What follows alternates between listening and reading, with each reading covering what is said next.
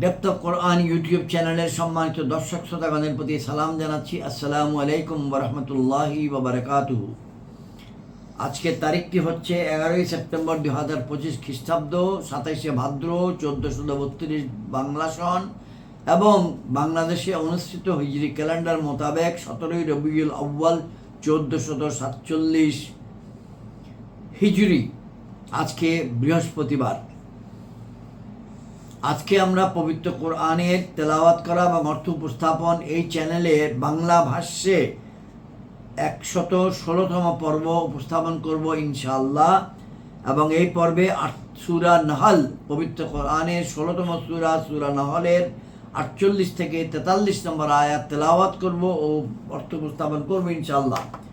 নহল শব্দের অর্থ পিঁপড়া। এই সূরার 68 এবং 69 নম্বর আয়াতে পিঁপড়ার প্রসঙ্গ এসছে, তাই এই সূরার নাম আল্লাহ রাব্বুল আলামিনের হুকুমে দয়াল নবীর মাধ্যমে নাম হয়েছে সূরা আন-নাহল।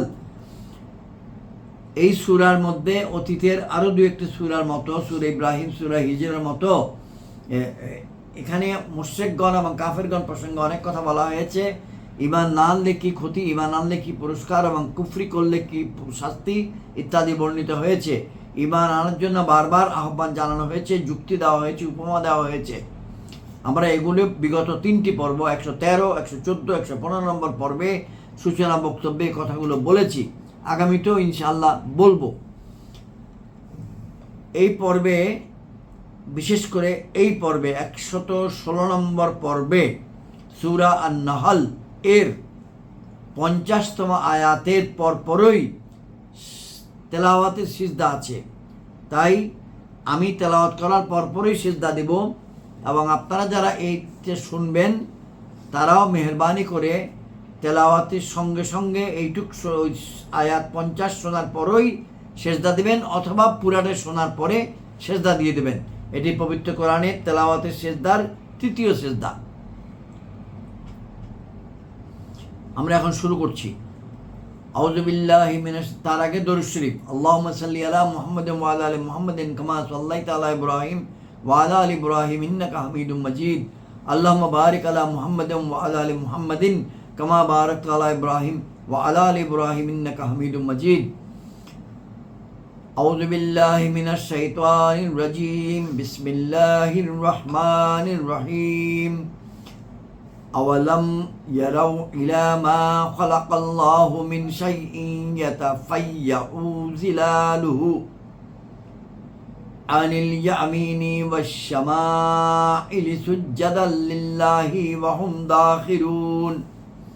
ওয়ালিল্লাহি ইয়াসজুদু মা ফিস সামাওয়াতি ওয়া মা ফিল আরদি মিন দাব্বাতিন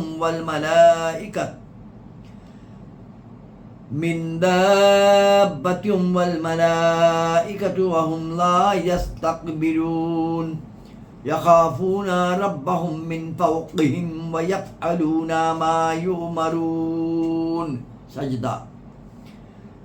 وقال الله لا تتخذوا إلهين اثنين إنما هو إله واحد فارحبون وله ما في السماوات والأرض وله الدين وسبا أفغير الله تتقون وما بكم من نعمة فمن الله ثم إذا مسكم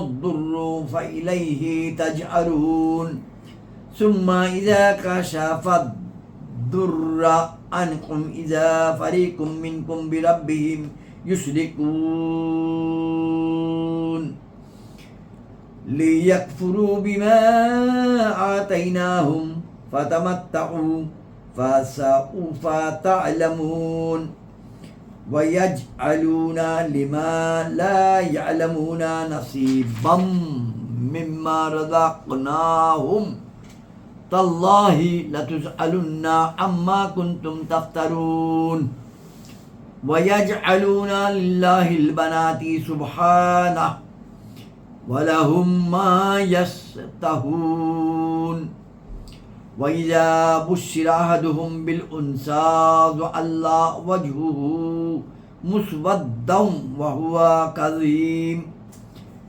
ইয়াতাওয়ারা মিনাল কওমি মিন সুই মা বুশিরা বিহি আইয়ুমসিকুহু আলা হুনিন আম ইয়াদুসুহু ফিত তুরাব আলা সাআ মা ইয়াহকুমুন লিল্লাযীনা লা ইউমিনুনা বিল আখিরাতি মাসালুস সাউই ওয়ালিল্লাহিল মাসালুল আ'লা ওয়া হুয়াল আযীজুল হাকীম ওয়ালাউ ইউআখিযুল্লাহুন নাসা বিযুলমিহিম মা তারাকা আলাইহা মিন দাব্বাতিন ওয়ালাকিন ইউআখিরুহুম ইলা আজালিন মুসাম্মা ফাইযা জাআ আজালুহুম লা ইস্তাখিরুনা সাআতান ওয়ালা ইস্তাকদিমুন ويجعلون لله ما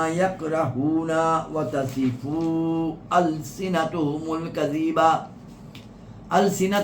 الكذب أن لهم الحسنى لا جرم أن لهم النار وأنهم مفرطون تالله لقد أرسلنا إلى أمم من قبلك فزين لهم الشيطان آمالهم فهو وليهم اليوم ولهم عذاب أليم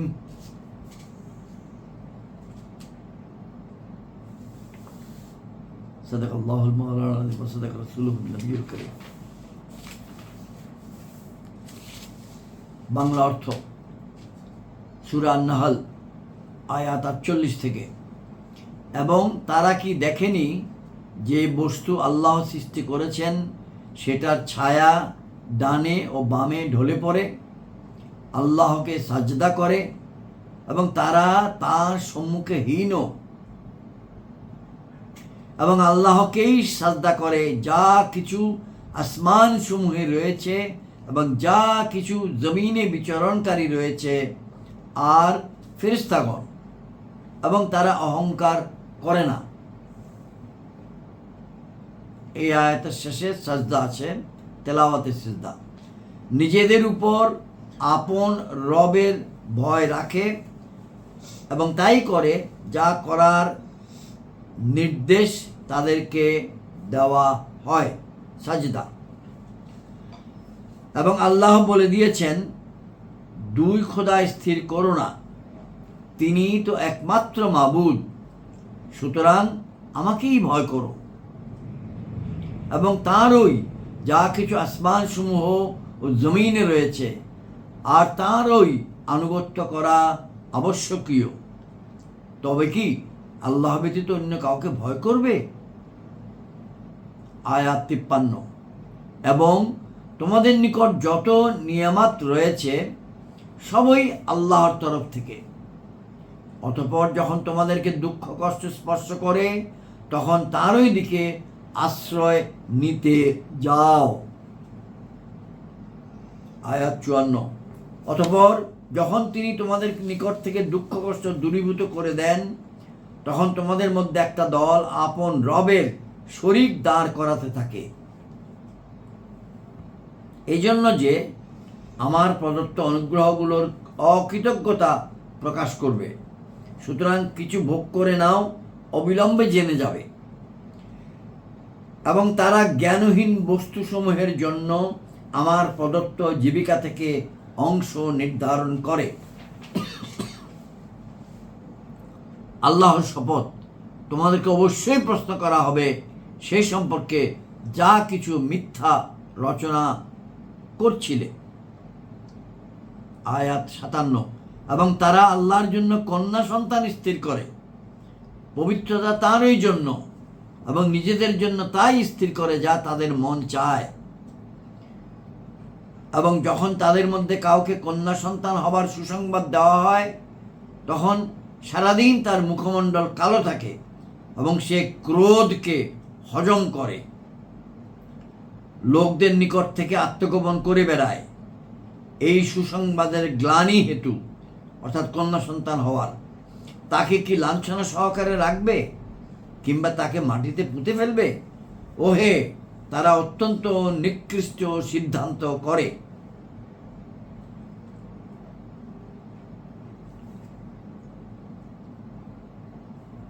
টিকাতে বলা আছে, উদাহরণস্বরূপ 3টা গোত্রের নাম দেওয়া আছে, মুদ্দার গোত্র, খোজাআ গোত্র, তামিম গোত্র। এই গোত্রের লোকেরা তাদের কন্যা সন্তানকে জীবিত দাফন করে ফেলত।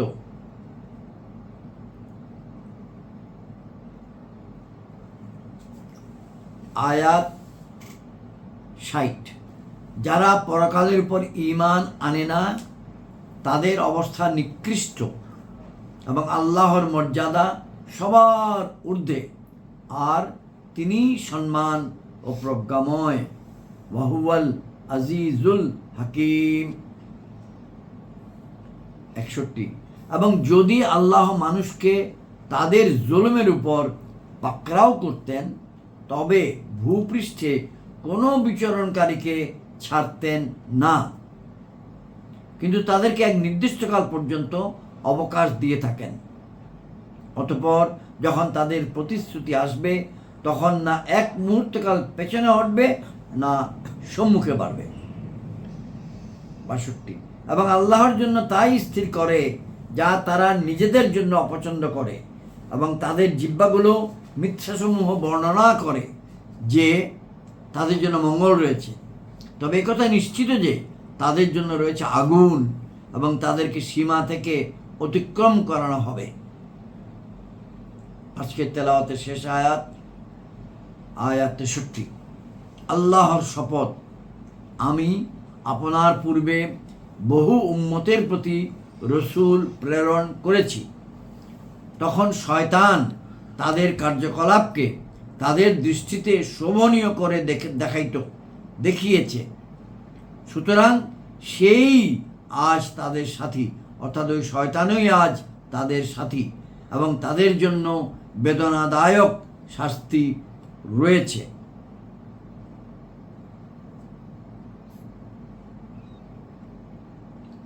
116তম পর্ব শেষ।